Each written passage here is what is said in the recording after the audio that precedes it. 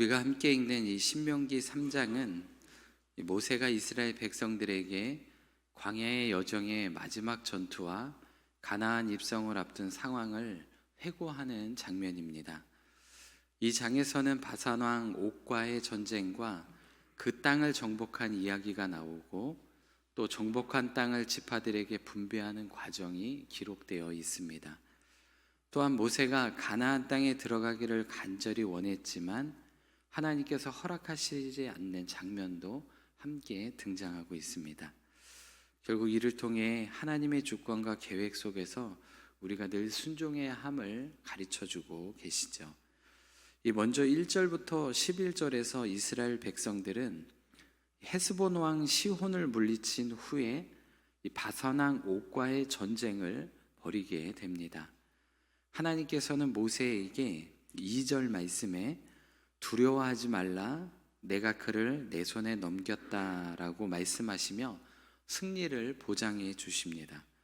이에 이스라엘 백성들은 바산을 점령하고 바산의 성읍 60개와 그 모든 땅을 차지하게 됩니다. 이 바산 왕 옥은 마지막으로 언급되는 이 거대한 르바임 족속으로 이들이 얼마나 거대한지 11절 말씀을 보면 그의 침상의 크기가 길이가 9규빗, 너비가 한 4규빗 정도 된다고 합니다. 현재로 따지면 길이가 4m, 넓이가 1.8m에 되는 아주 큰 침상입니다. 그렇게 그곳에서 잘 정도로 아주 강력한 존재였다라는 것을 말씀해주고 있는 것이죠. 그러나 하나님이 함께 하심으로 이스라엘은 승리할 수 있었습니다. 이는 하나님의 전적인 도우심과 신실하심을 보여주는 사건이라고 할 수 있습니다.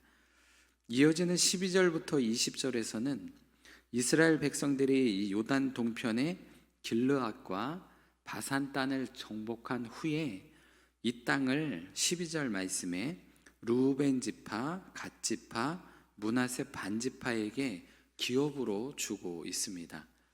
그러나 이들은 가나안 정복이 이 정복 전쟁이 끝나기 전까지 함께 싸워야만 했습니다. 18절에서 20절 말씀을 보면 다른 지파들과 함께 싸울 것을 약속하고 있는 것을 보게 됩니다. 그래서 가나안을 완전히 정복하기 전까지 함께 전쟁을 하는 것을 보게 되죠. 이 마지막으로 21절부터 29절에서 모세는 가나안 땅을 바라보며 하나님께 간절히 기도했습니다.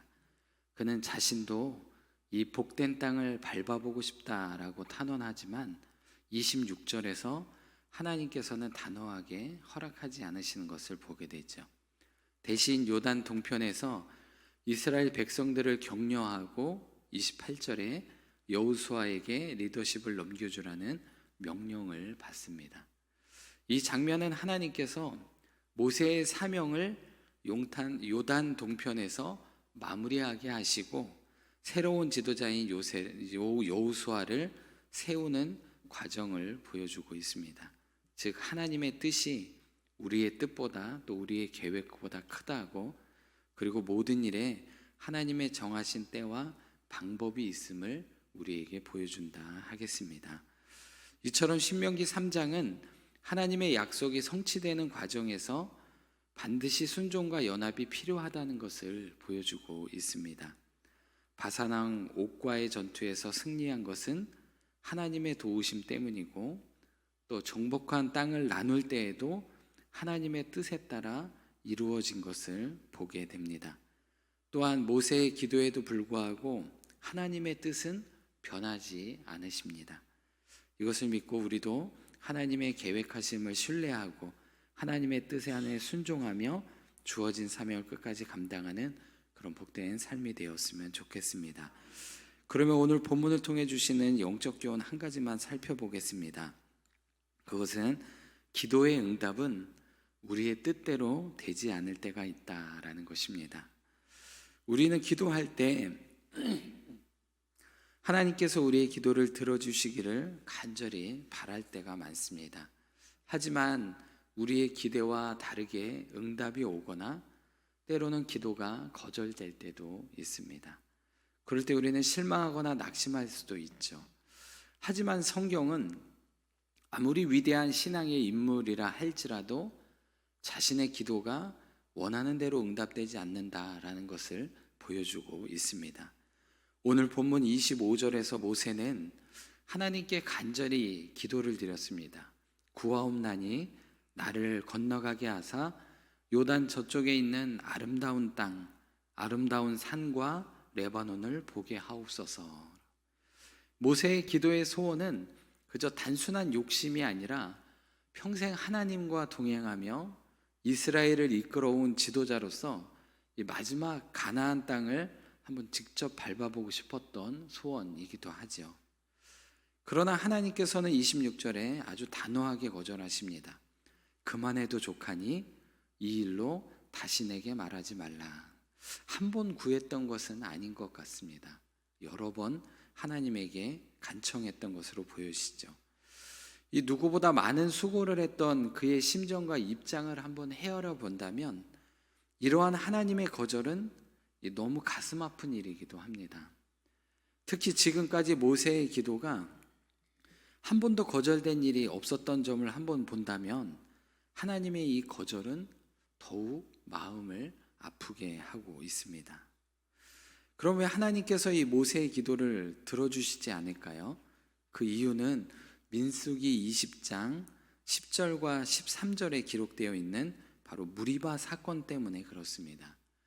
이스라엘 백성들이 광야를 지나며 먹을 물이 없을 때 하나님을 막 원망했습니다. 그때 하나님은 모세에게 반석에게 말하여 물을 내라라고 이렇게 명령을 주셨습니다. 그러나 모세는 백성 앞에서 감정을 드러내며 반석을 2번 내려쳤고 결국 하나님의 명령을 어기는 일을 범하게 되었죠.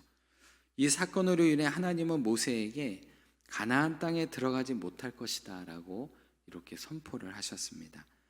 그런데도 모세는 다시 한번 하나님께 간구했지만 하나님의 뜻은 변하지 않으셨습니다.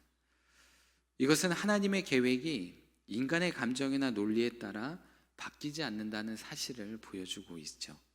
즉 하나님의 응답은 우리가 원하는 방식이 아니라 하나님의 뜻과 공의에 따라 이루어진다는 것입니다. 우리도 때로 모세처럼 간절히 기도하지만 기도의 응답이 우리의 원하는 방향대로 되지 않을 때가 참 많습니다. 신약에서도 사도 바울이 육체의 가시를 제거해 달라고 3번이나 간구했지만 하나님께서는 이렇게 말씀하셨습니다. 고린도후서 12장 9절에 내 은혜가 내게 족하도다 이는 내 능력이 약한 데서 온전하여짐이라. 하나님은 바울의 기도를 거절하셨지만 대신 그에게 더 큰 깊은 은혜를 주셨습니다. 내 능력이 약한 데서 온전하여진다.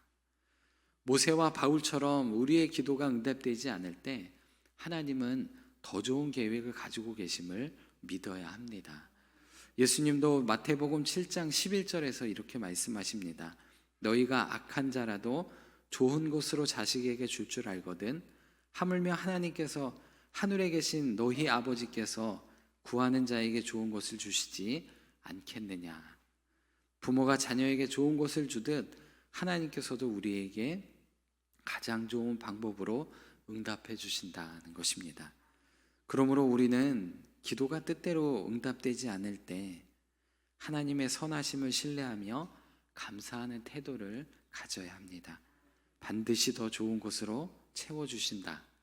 이 믿음을 가지시고 하나님을 원망하는 것이 아니라 감사하는 마음으로 받아들이는 바로 그런 마음으로 살아가시기를 바랍니다. 마지막 한 가지로 우리의 기도가 뜻대로 응답되지 않을 때 나의 계획보다 하나님의 계획을 앞세우시기를 바랍니다. 모세는 자신의 기도가 응답되지 않는데 그 가운데서도 하나님을 원망하지 않고 도리어 자신의 소원을 내려놓고 여호수아에게 사명을 넘겨주는 일을 마지막 감당했습니다. 우리의 삶에서도 하나님의 인도하심을 받아들이고 주어진 자리에서 새로운 사명을 감당하시는 그런 저와 여러분들이 되시기를 바랍니다. 결론적으로 우리의 기도가 뜻대로 응답되지 않을 때 우리는 하나님의 뜻을 신뢰하며 감사하는 태도를 가지고 또 하나님의 더 크신 계획을 믿고 따르는 순종하는 삶이 되시기를 바랍니다. 기도하겠습니다. 사랑과 은혜가 풍성하신 아버지 하나님, 때로는 우리의 기도가 뜻대로 되지 않아 실망하고 낙심될 때가 많습니다. 그러나 오늘 말씀을 통해 주신 것처럼 하나님의 응답은 언제나 가장 선한 길이며 우리의 계획보다 더 온전한 뜻을 가지고 계심을 믿습니다. 우리로 불평하거나 원망하지 않게 하시고 언제나 하나님의 뜻을 신뢰하는 믿음을 허락해 주옵소서. 모세가 자신의 소원을 내려놓고 다음 세대를 위해 준비한 것처럼, 또 바울이 육체의 가시 속에서도 하나님의 은혜를 경험한 것처럼 우리도 주님의 인도하심을 따르며 감사하며 순종하는 삶이 되게 하여 주옵소서. 늘 우리와 동행하여 주실 줄로 믿습니다.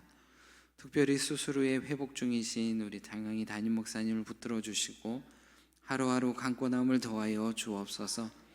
치유의 손길로 회복의 속도도 빠르게 하여 주시고 하나님의 평안과 기쁨이 목사님의 삶 가운데 가득하게 하여 주옵소서.